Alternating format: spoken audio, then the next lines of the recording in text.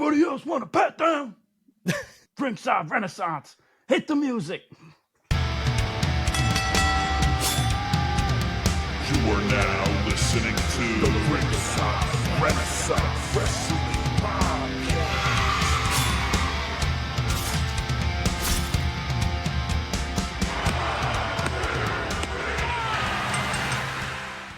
Welcome back to another episode of Ringside Renaissance. We're here with the RRW Weekly Review for WWE.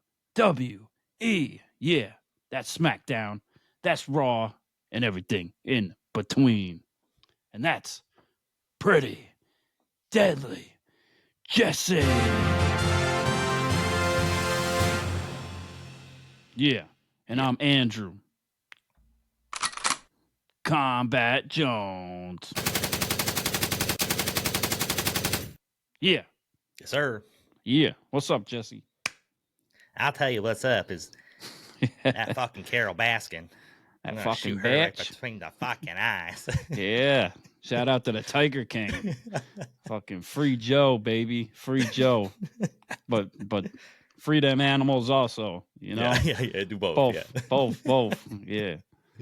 And we say that to say this because the Vince McMahon documentary on Netflix titled Mr. McMahon comes out tomorrow on Wednesday on Netflix. And the makers of that, the producers or whatever, also produced The Tiger King. So you know it's going to be great entertainment. Oh, it's going to be beautiful, man. Going to be so good.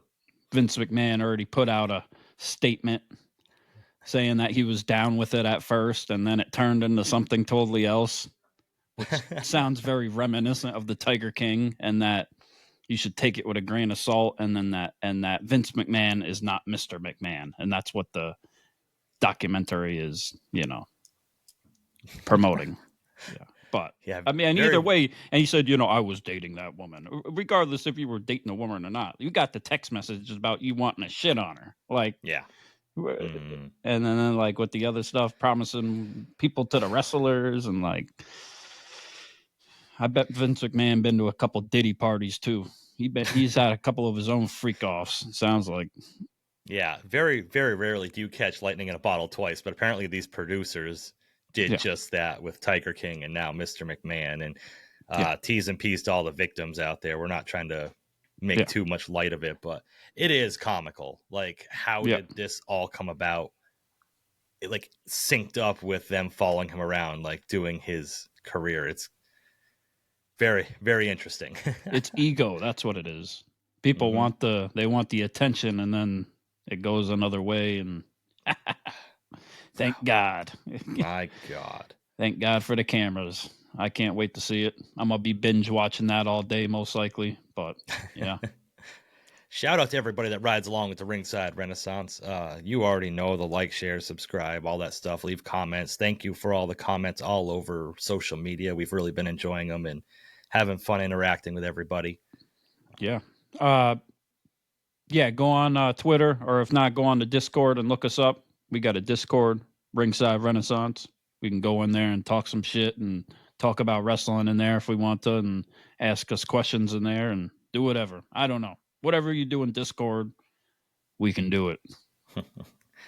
Yeah, well, I was thinking about us putting a poll up on X too, just doing an episode of fan questions. Now we got some good interaction and stuff. It'd be great to kind of interact with everybody. And we've been talking about doing lives again soon. So a lot of cool stuff coming up for us. Yeah, definitely. Yeah. Oh, yeah. Yeah. Absolutely. Yeah. Oh, yeah. Oh, yeah. We're almost to that 1K too. 1K on YouTube. Yeah, I think we're like 26 subscribers away or something like that. Last time I checked, so. I'm gonna have to get that mink dry cleaned. Your new washer, does that have a dry cleaning setting?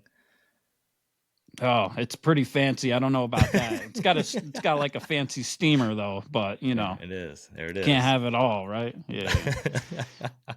Give me the ticket. Will have it Give all. me the ticket. Where's the ticket? You guys will have it all. If we get to 1,000 subscribers on YouTube, Kombat Jones will wear the mink coat, and I will. I think he'll rock it better than Darby Allin does. So. Oh yeah. Yeah, mine's real. I'm gonna bring it to the same dry cleaner that Seinfeld goes to. Yeah.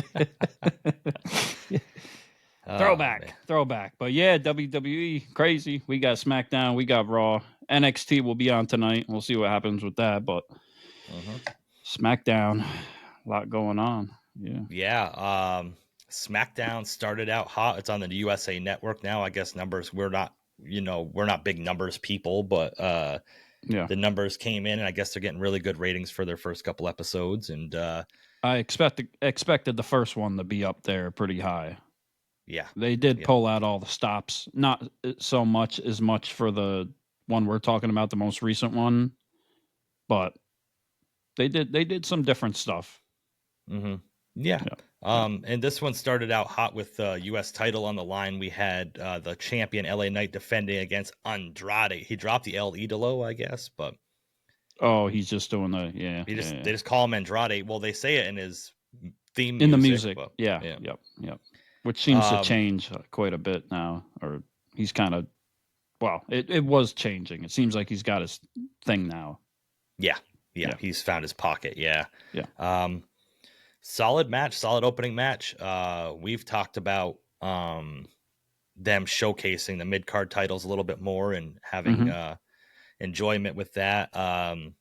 There's nothing bad I can say about this. There's a couple spots when he tried jumping to the top rope that he missed it and tried it again, and it just didn't work out, but they were able to improvise and kind of work through it, and shit happens, but yeah, I didn't think it was like an amazing match, but it was pretty good between the two of them. Like they all got a great dynamic going between him, LA Knight, Andrade, and then Carmelo Hayes too, obviously.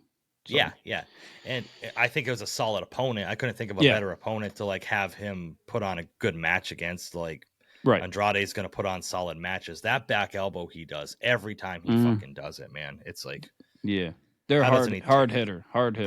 Yeah. How can he not take someone's fucking head off with that? I mean, man. Yep.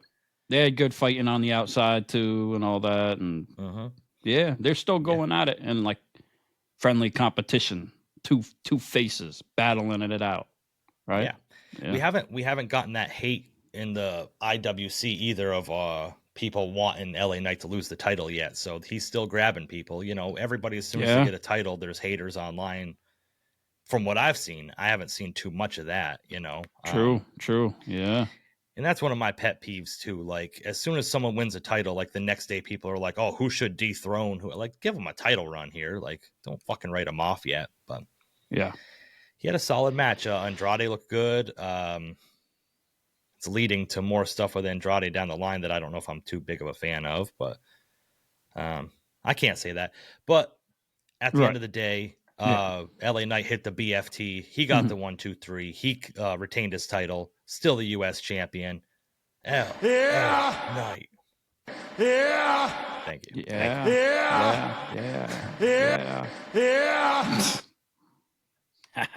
One more time for the people in the back. Yeah. Thank you. All right. Thank you, Piper.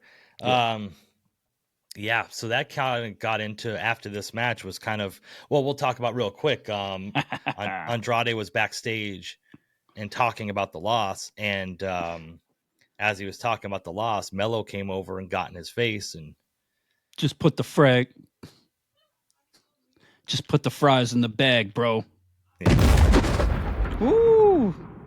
Careful. What does that mean? Don't quit your day job. Like, you got one job. I don't know. You working at Walmart and just put the fucking fries in the bag. I don't know. That's what I got out of it. Like, Okay. Yeah. I was trying to figure it out. I was like, maybe I missed something from before, but don't quit your day job. That really sits something solid. like that. I guess. I don't. You know what I'm saying? Just like And they had a backstage brawl, man. They fucking. Oh, Andrade threw him into that case. Woo! Yeah. Man. Yeah. So this week we're gonna get Andrade and Melo round 6 now. Can they just call it a best of 7 at this point or something? Right. And I just said I'm not too thrilled about it, but then last week I just said I can watch them fight every week. So yeah, got to find a middle ground here. I'm sure it'll be a solid match. I'm sure it'll be great. I'm sure. Yeah, Melo's gonna get this one too. Yeah, and then it's going to go to a tiebreaker, and then they're going to, Do you think Melo will go on top then and then face LA Knight himself? Yeah. Okay. Yeah. If somebody's going to take it from LA Knight, which I don't think they really should, but I think it should be Melo if they're going to go that route. Yeah, I agree. And it needs to be like Melo, and he's the heel, and he's doing good. I like Melo. Yeah. Mm-hmm. Mm-hmm. He's got the one-liners. And then he's good at getting like one-upped on too.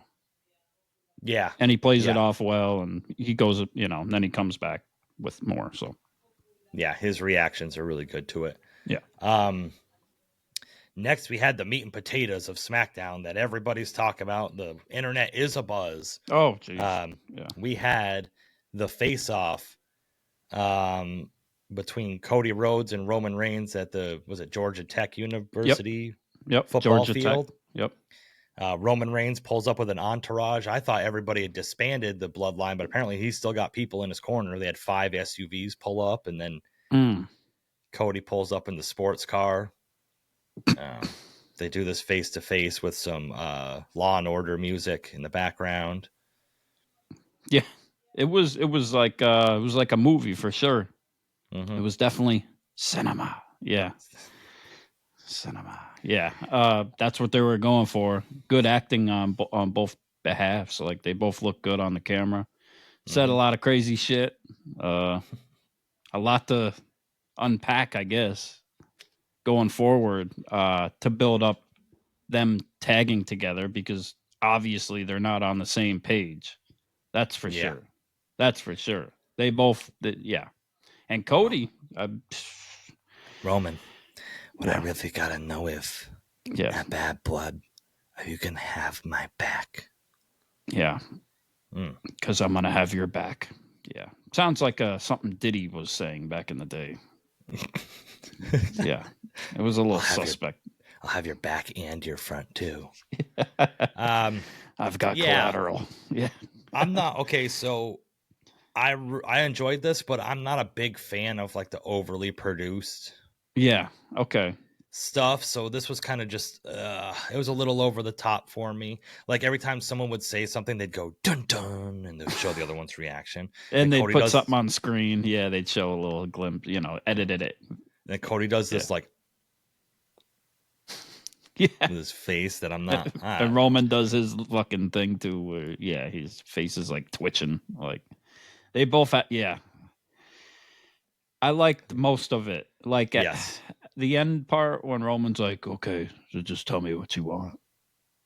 I was like, "You're gonna succeed that easy?" Like you naked, thigh deep in tofu.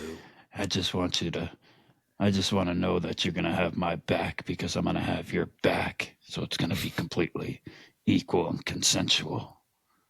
While we're both on our backs. With 100 bottles of baby oil. 1,000 bottles.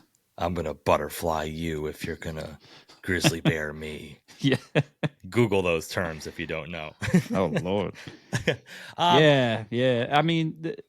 It's good for the lead up. It is what it is. And it was something different. Like they went the whole movie route of it. And like, I could see them both doing some acting in the day. I mean, we did see Roman Reigns a little bit in Fast and the Furious. Haven't really seen Cody in any movies ever. Right. Not that I know of. So yeah. And the only criticism I'm going to give this, because I understand what they're doing. They're building the big match field. Mm-hmm. Roman Reigns went to college there. That's Cody Rhodes City he grew up in. Like, I understand that whole concept, but having them have this big face-to-face so quick, I feel like takes away from the Bloodline 2.0. Mm-hmm. It almost felt like in that moment, they're talking about facing the Bloodline, but like the Bloodline's an afterthought. They're bigger than their actual opponents. Yeah. The struggle between them, I think WWE would do good to have Cody and Roman lose this match. Mm-hmm. I think it would mean more, because everybody's just assuming they're going to win and then continue their rivalry, so to have them lose and have that little distension. Did you feel like Cody was playing a heel here? A little bit. Yeah. He's not kind of giving in, like the things he's saying. And then like the things he said,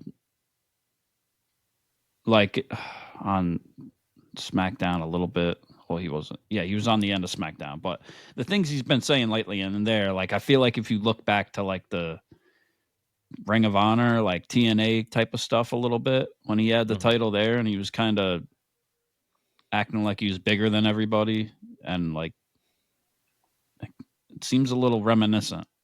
I don't know. I kind of caught a little vibe from that. And then, like, the way that he's portraying Roman, and, like, they're making Roman seem like he's got all the odds stacked against him. It might be going to Cody's head a little bit. Yeah, I mean, it might just be a natural thing that's going to happen. That happens too, right? Yeah, it is what it is. I feel like he's paranoid almost, you know. Yeah, because he didn't want to do this match either. And what kind of babyface usually will say something like that? Usually a babyface is going to defend it and be the working champion, the workhorse champion, right? He says, no, I'm over this, blah, blah, blah. I don't even want, and it's like, he don't even want to fight Roman Reigns or whatever he did, or he still like holds on to that resentment. Like, he's still got a chip on his shoulder, it feels like, for Roman too. Yeah. And like when Roman went to just walk away and Cody stepped in front of him, like, that's a heel move. You know what I mean? Like, that too. You know, so that whole thing. And then Roman says, you're in my way of my life. In life. Yeah. I was like, oh, okay. Yeah.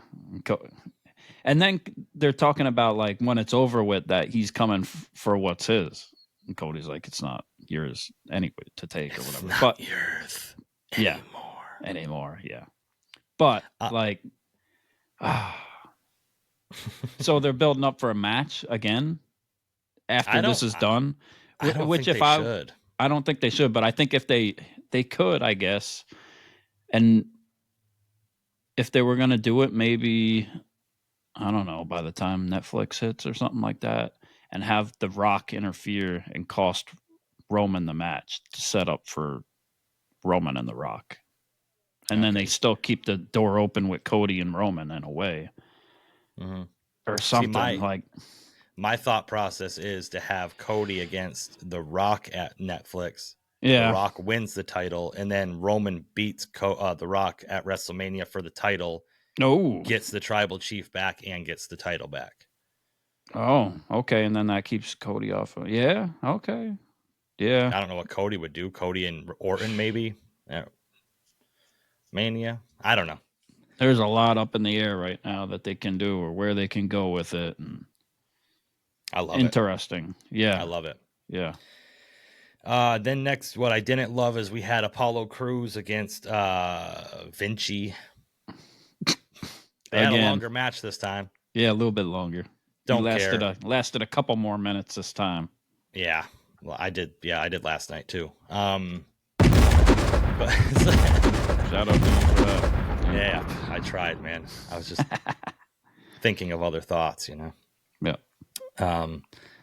Anyway, I was thinking, why did Vinci lose so quick? So couldn't have been the Red Sox. Yeah.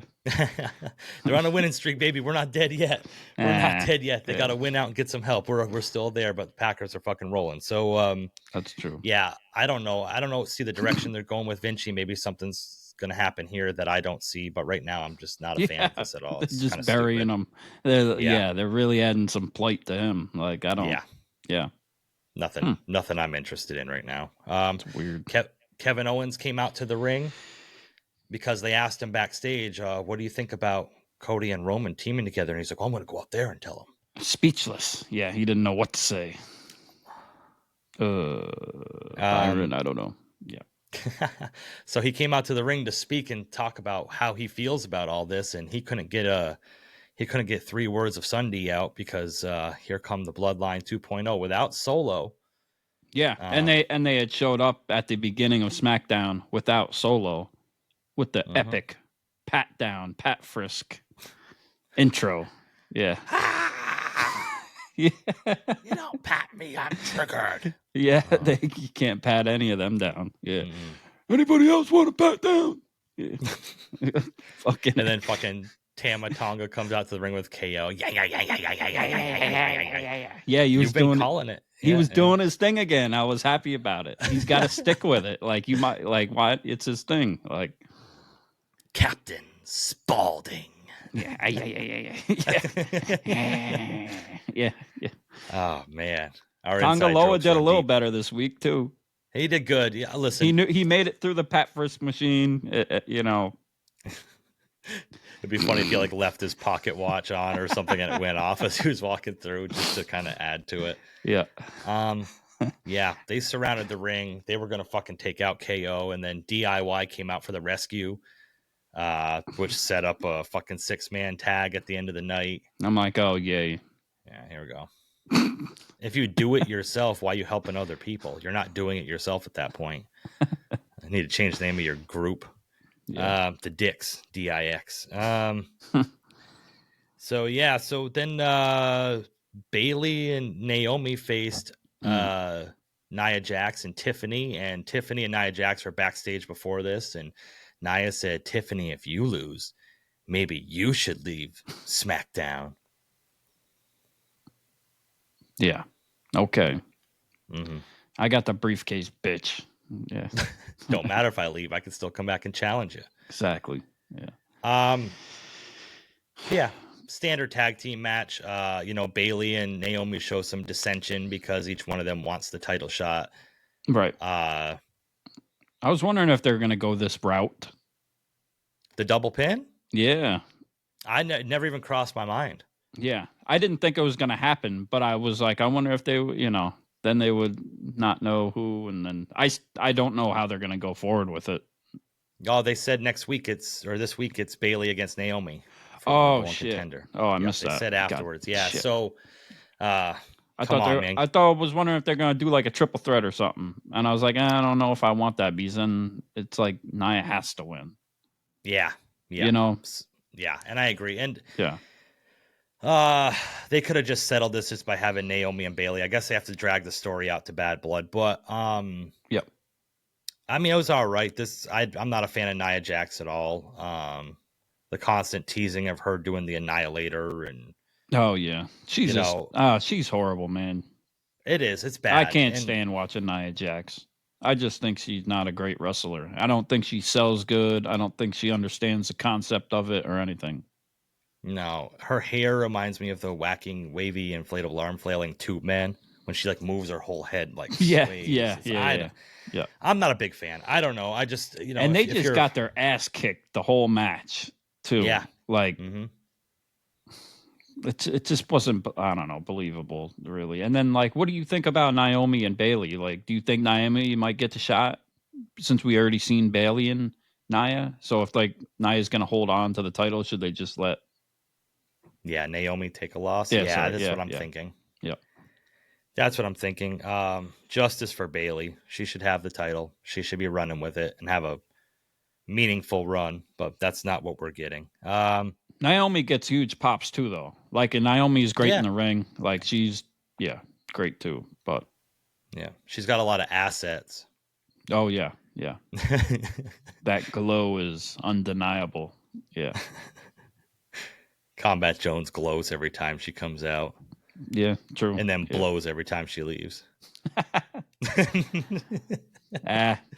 She got it. She Usos, Yeah, I know you're a Nia. You love Nia Jax. So we had the main event is that 6-man tag, and Kevin Owens came out, and then before DIY came out, it just showed the Bloodline beating them up backstage. Yeah. And so I was like, why even have DIY? Why even have DIY? Like, it's like a cock tease. Like, okay, we're going to have him in a 6-man tag and then just beat him up beforehand anyway. Right. I don't know. They came out. They surrounded Kevin Owens. The Street Profits came out. I'm sure you were hyped about this. The Street Profits and Kevin Owens against the Bloodline. Okay, we're doing it in time. We got this.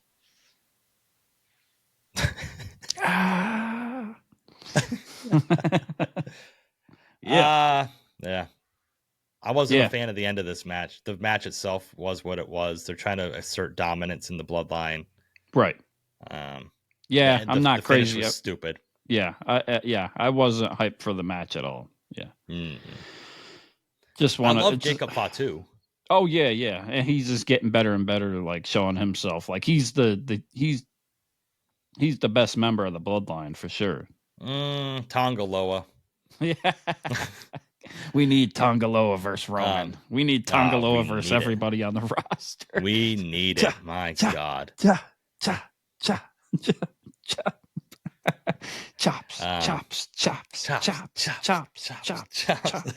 Yeah. Yeah. So did you notice that? Okay, they had the big 6-man like scuffle at the beginning, and then other than that, correct me if I'm wrong. Let us know in the comments if I'm wrong. Yeah. I don't think Tonga Loa got in the ring the whole match. He was standing down along the apron the whole time. Like it was Jacob Fatu and Tama Tonga did the whole match. I do not think Tonga Loa even got in the ring this match. Yeah, I guess he's something else. I don't know. I just watch your mouth. He's one half of the tag team champions. Yeah, like all three of them together are like the holy trinity. Like they make like with so what Tonga Loa does with Tama Tonga with the gremlin growling and all that stuff, and then Jacob Fatu like speaks for himself. Like together, they just need to all play to their strengths. I think the Bloodline 2.0 is very underrated. I think they get a lot of hate. No, serious. I'm being 100% serious. Yeah. Everybody's like, oh, Solo Sikoa, he's not a tribal chief. He's not whatever. But he's not supposed to be. He's supposed to be somebody that wants to be it, but just isn't there, and that you hate him so much that you want Roman to take the title back. Like, he's not supposed to be like this grandiose Roman Reigns character. That's not what he's there for. Right. And he has surprised us with all the promos and how he can talk and stuff. Like, because he barely spoke and barely had any time to learn to do any of this stuff when he first came on the scene in WWE when Roman brought him in. Right. Yeah. He was pretty green at that point, but besides working other promotions or whatever else he did. But as far as WWE is concerned, yes, he wasn't in NXT either. We didn't see him have TV time there to learn to do all this stuff. And then he just all of a sudden is here and he's done it. So you got to give him a lot of credit for it. Solo Sikoa is that the imposter syndrome. Like taking up the role in the mantle, and he is supposed to be somebody that you hate and can't stand, and just we wouldn't have the "We Want Roman" chant so loud before he came back if it wasn't for Solo portraying that false idol, that false prophet, that tribal chief. So I think he's doing a great job with it. So to go back to the match and way to finish it up, Tonga Loa pulled Kevin Owens out of the ring, I believe, when he was going for a pinfall, and threw him into the stairs, and the ref called a disqualification. And that, like, how many matches do we see someone get thrown into the stairs, get thrown into the table, get slammed through the barricade? There's steel chairs right over there. Just grab a steel chair and fucking hit him. Like, cause the disqualification. Like, chop him or something, you know. His hands are a lethal weapon, apparently. Like, oh, shit. That's why he couldn't be in the match. His hands would cause a disqualification. Man. Imagine what his dong looks like after he fucking beats it. Like, dong galore. He beats it like it owes him money. It's like so anyway, what's that game where you chop the fruit? Ninja Fruit Ninja. I bet he's a master at that shit. Man, he's a tag team champion. He's a champion at Fruit Ninja. That the pat down scene was one of the best things they've done thus far. Oh, agreed. So Kevin Owens and Street Profits get the win because of the DQ. The Bloodline just start taking it and giving KO the business. Yeah. And here comes Cody, who we thought was in Georgia, but he came out with a steel chair. He came out with authority. And he cleared out the Bloodline, and KO picked up the chair behind Cody like he was going to hit him. And Cody turned around and gave him a hug, and Kevin Owens doesn't know what to believe, you know. Should be Cody the one that turns on KO. I was thinking the same thing. Yeah. Thinking the same thing. Turns on KO, takes him out. That's the end of KO's contract. He goes to AEW to go play with his little friends. Oh, that's cute. Yeah. You know what isn't cute, which is fucking badass? What? Is this amazing guitar riff and graphic from your own Combat Jones? With that guitar right there. Oh, it was that one? No. But we'll say it is. Hit the music.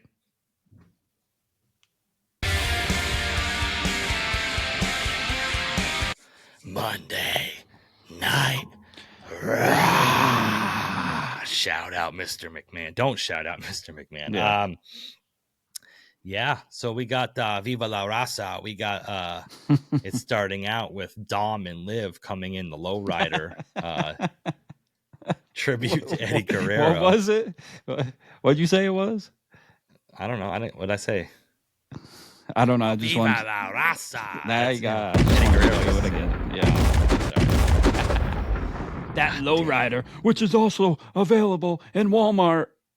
That lowrider? I mean, that particular one? Yes, in a smaller version. Oh, yes, okay. yes. I was gonna say, and it bounces too. Does it? It has the hydraulics batteries. We got to get it for our shelves. I know, right? Yeah. So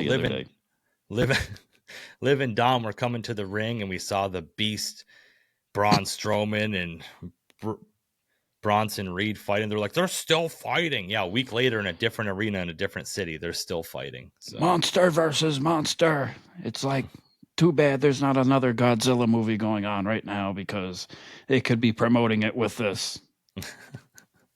They should have waited a year.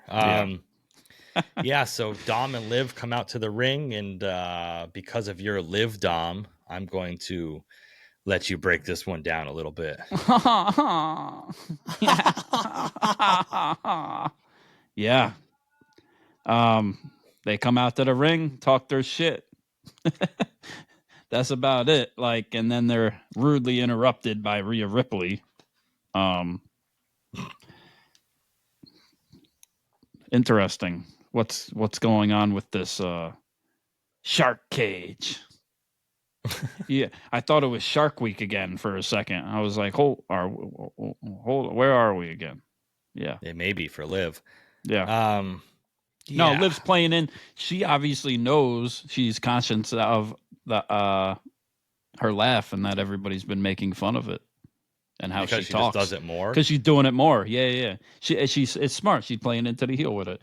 It was good acting, I thought, with her and Rhea Ripley, her facial expressions and stuff like that. Yeah, no, it's not bad. I think it's good. She's doing what she need to do. It's interesting to see Liv and Rhea interact. Mm-hmm.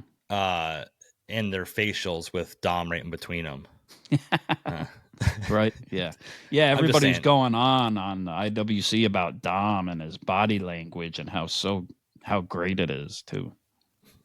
You can tell he loves Liv and he just wants to be there all for her. And okay. Oh Lord. And it's interesting too. This shark cage. I'm fully cleared. Yeah. And Dom, you're gonna be in a shark cage where you belong. Why is he a shark? I'm kind of thinking that Rhea's gonna lose now. Yeah, of course. You and don't other put a people are too. stipulation- Exactly, because okay, you're gonna put fucking Dom in the shark cage. What about the rest of the Judgment Day? Mm-hmm. Yeah, and you don't put a stipulation on a heel. Exactly. To like give the heel the disadvantage. That doesn't make sense. So is Liv gonna hold on to the title even more? She holding it for she breaking her record from the last time? I'm pretty sure she probably already did. But let's go, Liv. Yeah. The revenge tour will still be running wild after Bad Blood. Until one Rebecca Quinn comes back and takes the title. Because remember, she didn't take the title from Rhea Ripley. She said, I'm going to take everything from you. She didn't take the title from Rhea Ripley. She took it from Becky Lynch. Okay. True. So True. That's got to be kept in the back of everyone's heads. I think there's going to be a return from the man soon. What about a return from Charlotte Flair too? Please don't. Bro, Rumble. Oh my God. Yeah. Not that I want her to win it or anything, but I'm. You know. She's gonna. Yeah, exactly. I would like to see her take out Nia Jax. Anybody at this point. Oh, that'd be a Or- good one. Yeah, or yeah. That's the what's most gonna- money. That's because they've had No. their controversies. This is going to be the most money, I think. I think that Tiffany's going to cash in and beat Nia Jax, and then Charlotte's going to win the Rumble, and it's going to be Charlotte against Oh, okay. Tiffany, because they both have that gymnastics background. They're both Yeah. really kind of Okay, yeah. That'd be a big match for WrestleMania. Going too far ahead, next we had Sami Zayn come out to the ring, Mm-hmm. and he was in his one-on-one match against. Ladies and gentlemen, I deserve all your gratitude for Ludwig Kaiser. Yeah. Oh, what You knew it was going to be a beatdown for Ludwig. No what way an Sammy was international losing. treasure. Yeah, he's great too. Even though you knew he was going to take the L. He had to take the L because Sammy got a win, because Sammy's going to go against Gunther, obviously, a bad blood. Not that it's officially announced or that they've announced it yet, but... Do you think that Kaiser's trunks ride a little too low? No. I feel like if he takes a suplex the wrong way, we might get a glimpse at his schnitzel. Yeah. It's pretzel schnitzel. it's right there. Yeah, them things is riding a little. They don't ride low. They don't ride high enough on either end. Kaiser, I'm gonna reiterate what I've said weeks ago. Is he reminds me of a young Randy Orton? He's so good, sound in the ring, cerebral. Takes his time, but means everything he does. Big Ludwig Kaiser fan. Yeah. Sammy he took a big lose. beating this week, though. Yeah, Sammy had his number easily this week. Mm-hmm. Yeah, Sammy got a pretty good beat down though. Beginning of the match, early, Kaiser, early, really laid it into him, and Sammy kept kicking out and showing his resilience, and had a couple false finishes, and Sammy pulls out the win, and here comes the ring general Gunther in his ring gear, ready to go. Yeah.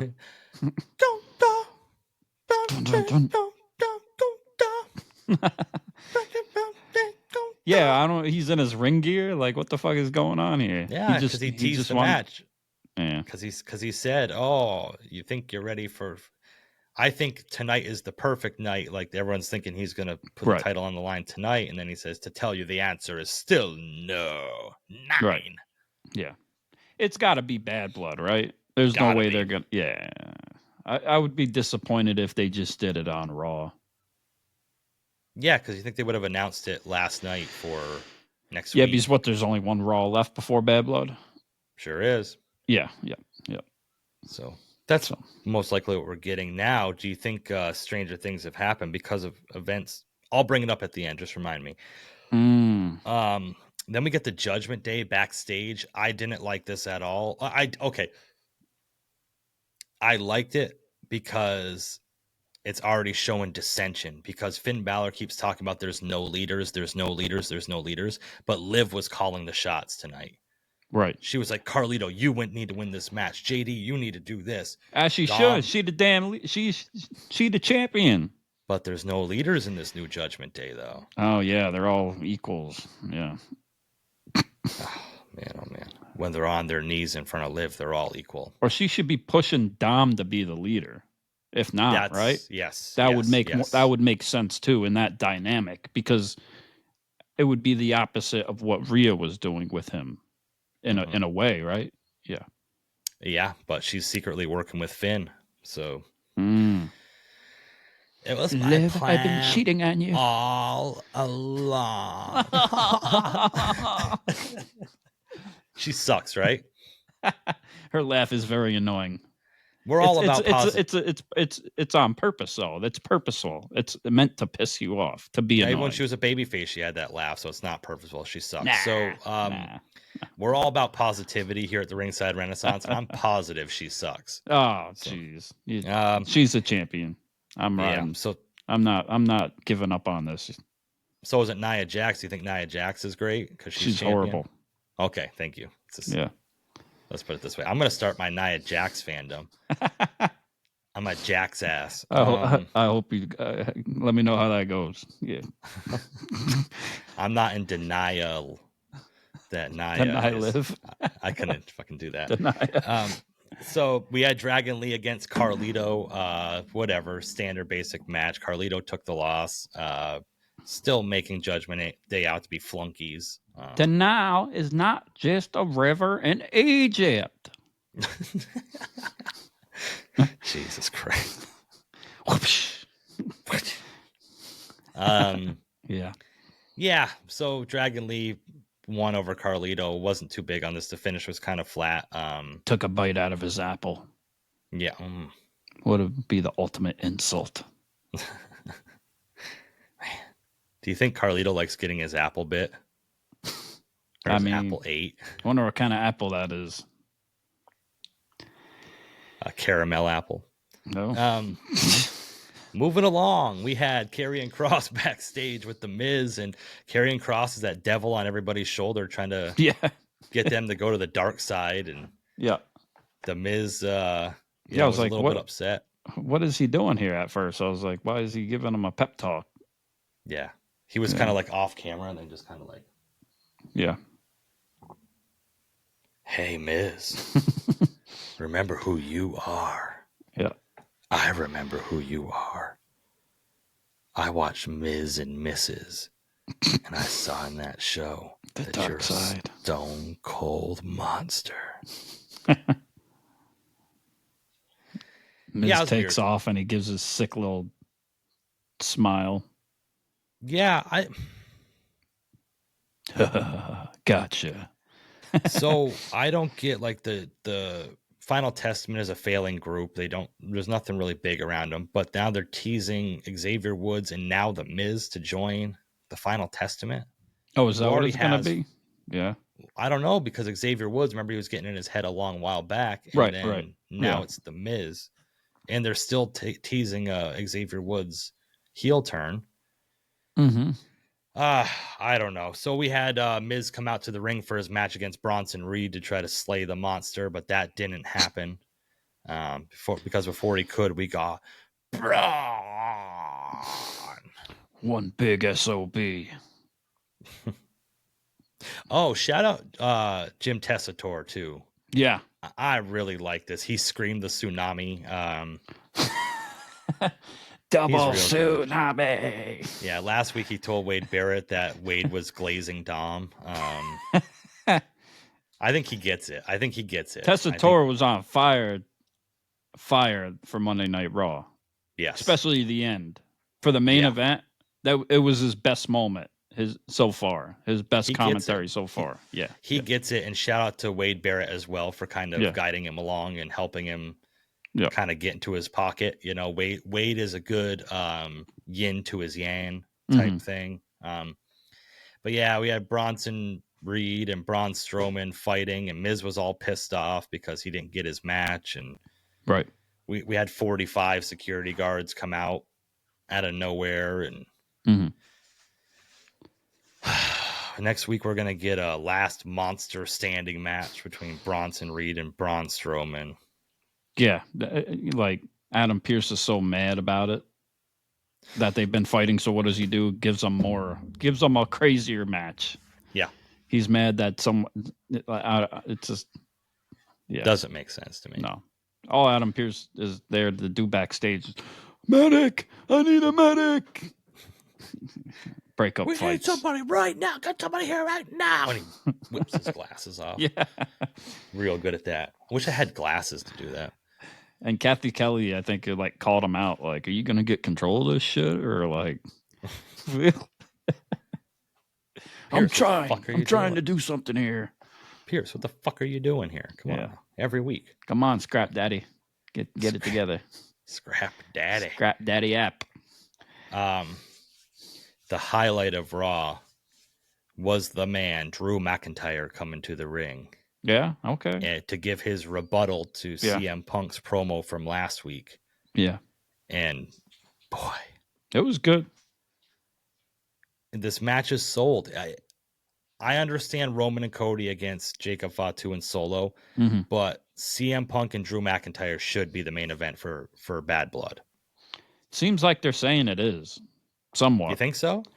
I'm still not sure if it will be, but it seems like in some ways that they're portraying it and people are talking about it on the internet as if it is the main event, but I'm not sure if it's officially the main event.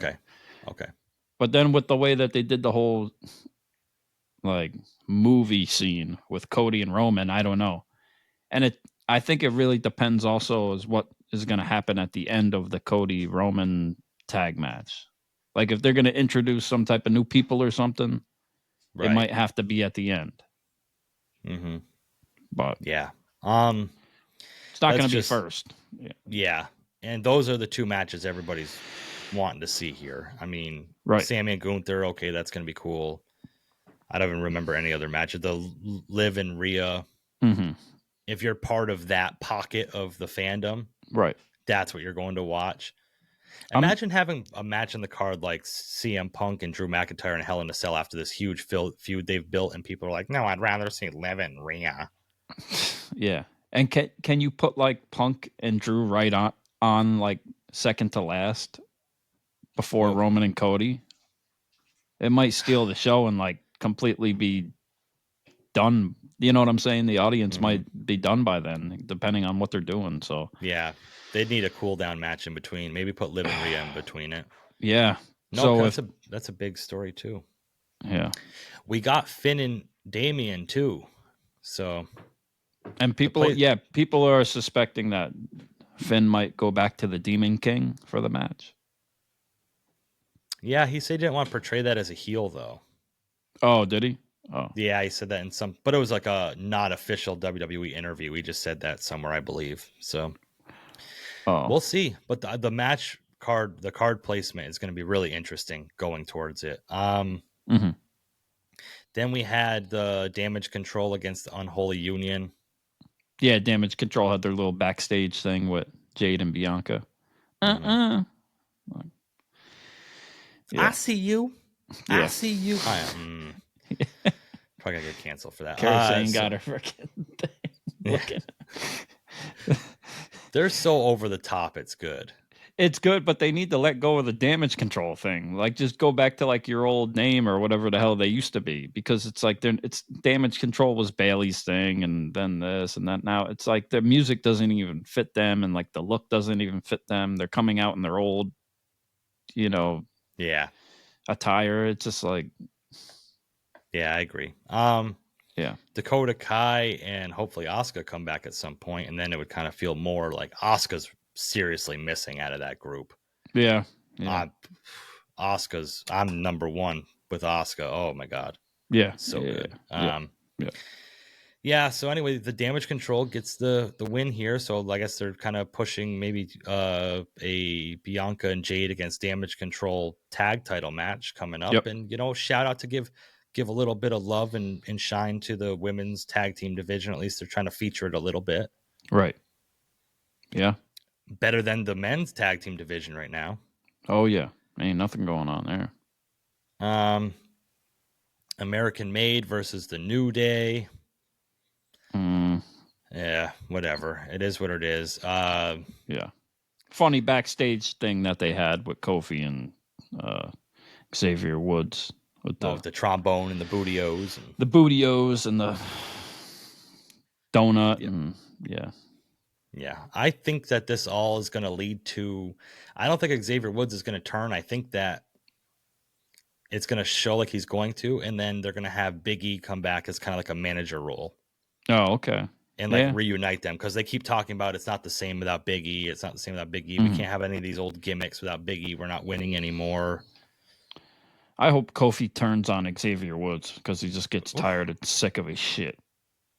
Yeah. You skeezer. That's what I want. You fucky. You didn't invite me to Greg Maddox's hotel room that night. Yeah, the infamous. Yeah. I should have. It should have been me. You never know.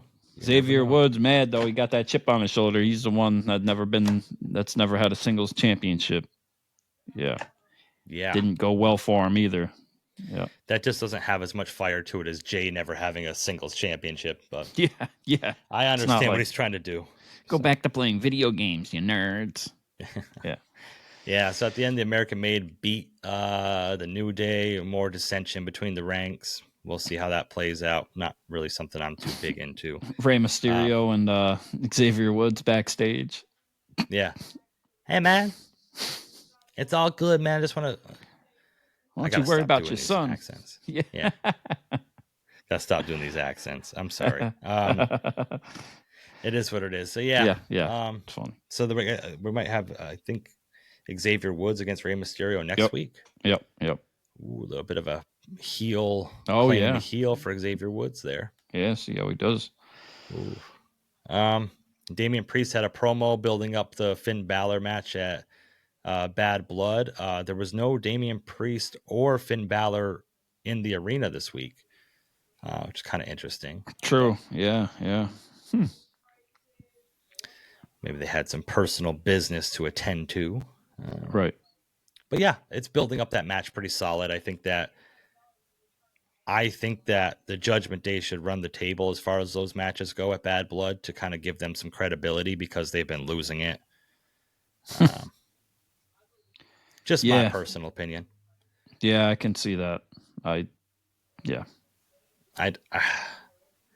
If you have one, either Damien or Rhea win, then I think it just kills the Judgment Day. Mm-hmm. Stops their momentum in its tracks, and they still have the tag title, so they got to have some sort of momentum. So at least one out of the two's got to win. But tune in next week to our Bad Blood predictions to see how that turns out. Right.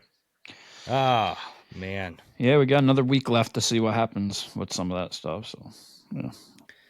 What happened next was oh, yeah. That the QR code, huh? Yeah. Do you know what the QR code said? It went to some Fleshlight website. Oh, shit. Mm-hmm. Some people were saying that the QR code was leading to a bunch of stuff that I'm not interested in, and but there was a blurry, like, fuzzy picture of Eric Rowan and Braun Strowman in their sheet masks together. Oh, okay. So it's so we're gonna add another member to the Wyatt sucks. The Wyatt sucks. Yeah, it's weird because like they're done with American Made and now they're just back to the QR codes again. Mm-hmm. Nothing else. Oh, this is the greatest thing. This is the greatest thing ever. Yeah. Stupid. I've compiled 40 minutes of all the QR codes and Wyatt videos together for an epic video. Mm-hmm. I've broken the code. Is it like Chris Jericho coming back? They're gonna break the code. Stupid. Mm-hmm. Stupid Wyatts. Yeah, I'm gonna put some fucking religious passages in it. And dumb Wyatts. Man. Bro, what the?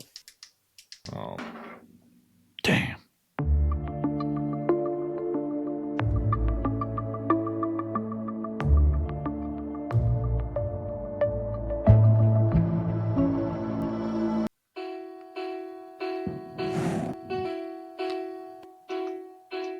Ringside Renaissance. You obviously didn't scan our QR code because you would be even more confused than you are now. They have taken everything away from us yet again, so we must make more codes. Yeah. You think that we were a tribute band before? Wait until we introduce more former members of the Wyatt family. We must continue our reign on top of Raw. We must continue the freak-offs. Even though our dragonflies think we're on top on Raw, I always like being on the bottom. We need to be featured in Bad Blood. WWE has continually disrespected us and not put us on any of the PLE. Not only are we feeling disrespected by WWE, damn you, Ringside Renaissance. Damn you, Ringside Renaissance. We feel like we're just being locked up in chains. Shout out to the Tiger King. We're gonna introduce Joe Exotic as the newest member of our group. Yeah. Bring the horses for the tiger. There's so much lost hope within my soul in these caves of doubt, in the lost mountains, beneath the salt water, where the crystals meet the eyes of the soul of the earth and the lost spices of the long grass, in the shallows of my mind, without doubt, in the form of every peak of mountains and rivers of my soul. Well put. Yeah. For all my Howdy fans, figure it out and let me know when you do. Yeah. Our next QR code will do a color by numbers, since all of our fans are just a bunch of grown children. Yes, and shout out once again, Howdy LSC on X. We know you didn't ask for the shout out, but all us crazy cult Howentology members must come together and fight against Ringside Renaissance. We will not stop until the Ringside Renaissance are canceled and put on trial for their sins and transgressions. If you read in Luke chapter 16 verse 4, it says, I didn't read the Bible, but look it up. It's in our newest QR code. It's in the lost book of Howdy 14.36, chapter 9. Paragraph 6, line 7, letter 3. Yeah. The third letter is D for Dick. Bunghole the Bunny wants all your support, Howdy members, and we want to come to your house and have a little party. Take that. Yeah. He's gonna put a new term to fucking like a jackrabbit. When the butt fucking bunny comes to your house with 1,000 bottles of baby oil. Bad boy. Howdy's come out and play. That was absolute cinema.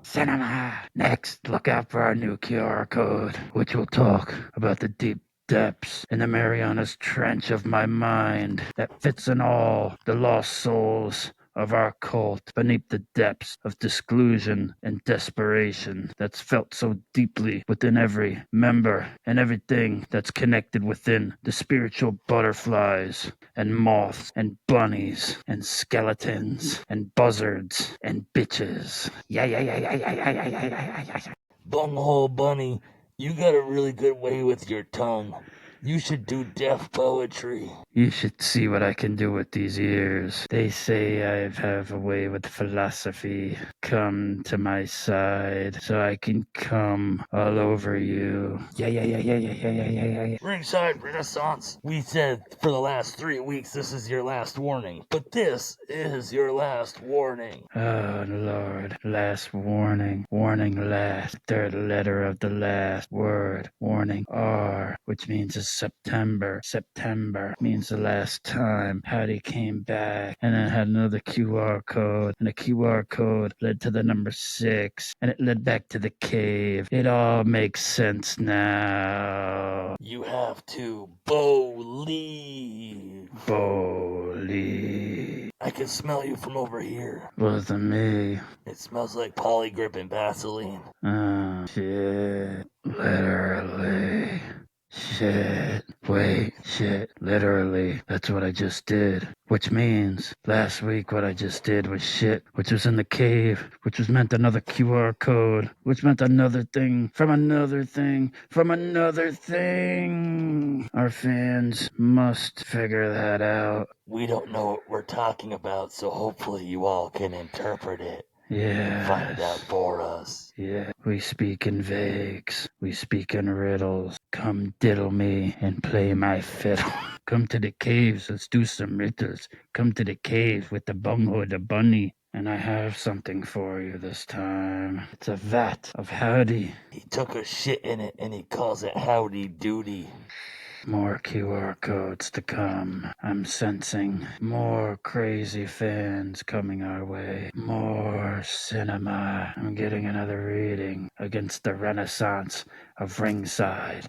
RR. Backwards is RR. RR. A means. Oh, I quite haven't figured that out yet. I'm sure it means something. Anyways, this is what all the holy cult members drink from, and we gain our knowledge and wisdom. Ringside Renaissance, we're here.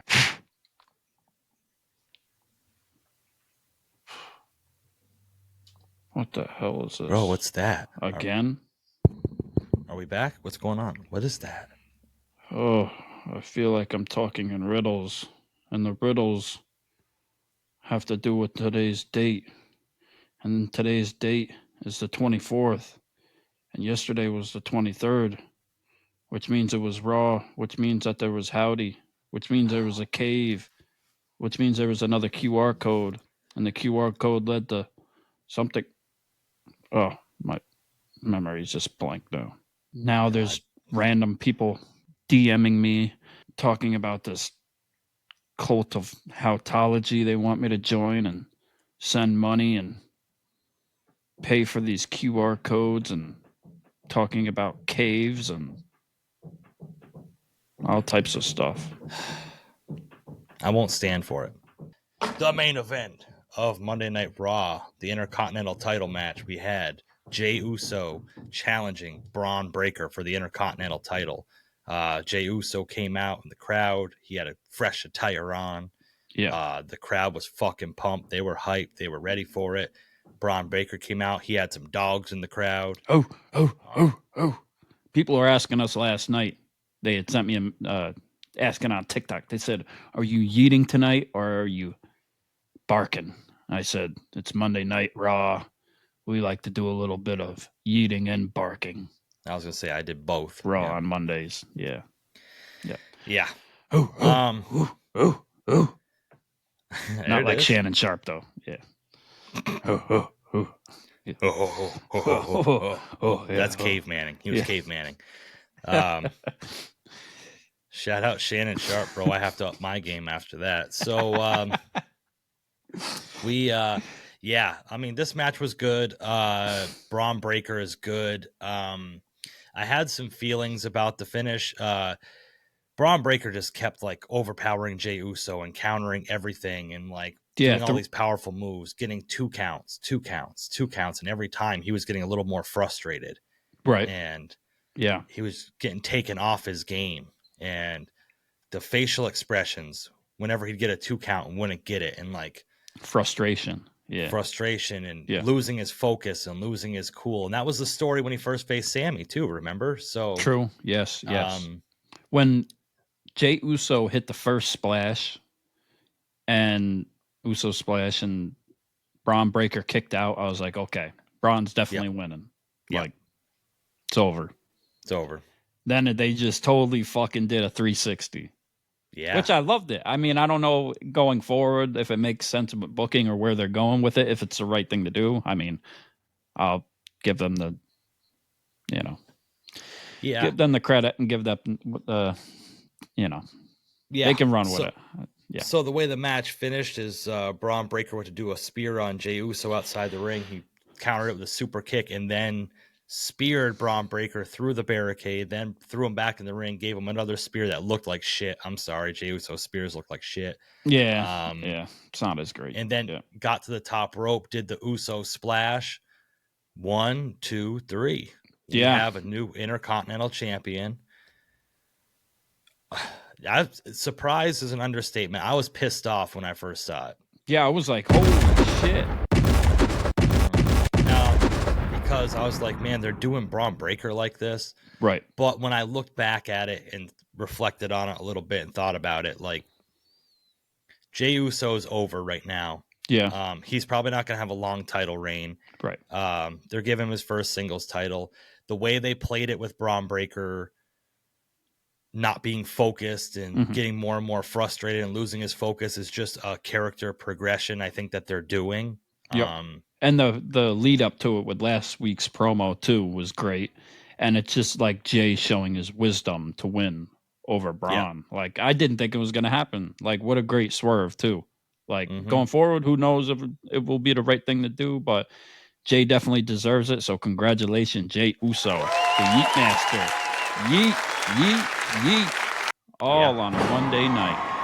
And that whole crowd was feeling it too. I know there was probably a lot of Bron Breakker fans in there, but like when he won, like there was no, I don't think there was any like denying you just had to cheer for him. Yeah, nobody saw mad. What he's put in for years and years and never had a singles title. And is he ever going to be anything more than a tag title guy or a tag team guy? And like I said, I don't see his reign lasting very long at all. I think Bron Breakker is going to regroup and take the title back. I think that's going to kind of be what it is. But it was good to see, although Jey and Sami having their little moment before the match and doing the little handshake thing and whatever.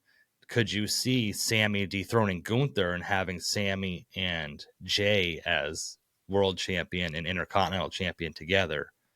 Yeah, maybe it could let go for a little bit, and then Gunther is off to do whatever next. And it keeps Punk away from Gunther though, and then Punk wanted to go for the title, which there's a lot of moving parts right now that are like everybody say Punk gonna beat Drew and then go for the title with Gunther, but I don't know if I want that either. Like, no, I don't think that's going to be a thing. Punk needs like some type of feud to go into Royal Rumble before with somebody else that's a heel that doesn't have like a title or something. Or I don't know. The returning Seth Rollins. Yeah, that too. Yeah, that'd be great. That'd be great. But yeah, man, freaking Jey Uso really deserves it. Nothing but respect. The crowd was going nuts. He was emotional. It went off the air. Oh, and by the way, Joe Tessitore during the match was amazing. So good. So good. Like, I know why he's there now. We know why he's there. Like, yeah, he was so loud too and so into it. And like, it made me even more into it and more emotional for it. And then backstage, Jey was going crazy. You know, he's got his picture with Trips now, you know, with Levesque and with Jackie Redmond backstage, and then stayed in the audience to celebrate the win. And so couldn't be more happy for Jey Uso. So turned my night around. I didn't expect that. And if you're going to call yourself main event Jey Uso, you got to win the main event if you're in the main event, and he's done that now. And that's what some of the criticism I had with that name and what his whole thing was for now. And you can't deny it now. He's got the IC title. Yeeting on that title tonight. And also everybody in the crowd chanting "You deserve it" to him, and him start crying when they were chanting that and stuff. It was just a raw emotional moment. And like I said, I understand where it's at now. Probably didn't hurt Braun either. I don't think so. I said, because I think like his whole character arc is him losing focus because he knows he's so good and he knows like he's that guy, but like he needs to hone it in and become like laser focused and not take his eye off the ball. And I think that's kind of part of his character arc. I don't think that's a flaw. Gives him more room to grow too. Right. Yeah. And he's still over. Like, people are it's not going anywhere. Right. Correct. Yep. So hell yeah. Congratulations. Main event. Jey Uso, the new Intercontinental Champion. Yeet. Yeah. Damn right. And that was Monday Night Raw. That was WWE for the week. We'll see what happens next week. Yeah, should be interesting. Got NXT coming up tonight. We'll see what happens with that. The got the October got the CW show coming soon with that too. Yep. So we'll see. A couple weeks. Yeah. So let's go. We shall see. We shall see. Yeah. Sorry, we were rudely interrupted again by the Wyatts, we believe, from what they call themselves. And got to make the best of it, people. Got to make the best of it. Yeah. Apparently, they can't get airtime on Raw, so they got to come in and infiltrate our show. But Yep. we'll do some work behind the scenes to try to make sure this doesn't happen again. But it's probably going to happen again. Yeah, probably. That's weird. Yeah. But shout out to everybody in the IWC. I know. Shout out to the Hitting the Turnbuckle podcast. Shout out to Adam. That's what's up. Mm-hmm. More to come. We'll see. Shout out to the Holy Shh podcast. Yeah, out in Detroit. Yeah, you already know what it is. Yep. Thanks for the shout outs. Thanks for all the love, everybody out there. We appreciate it. The AIW podcast. Yeah. Fuck yeah. Oh yeah, shout out to Howdy LFC too, man. Listen, as soon as we can get this under control, we will give you our thorough review on the Wyatt situation. But until then, yeah. So as soon as they have a match again or do something again that's relevant, we'll see. Yeah. So that's that. Yeah. It is. Yeah. And that's Pretty Deadly Jesse. I'm Andrew Kombat Jones.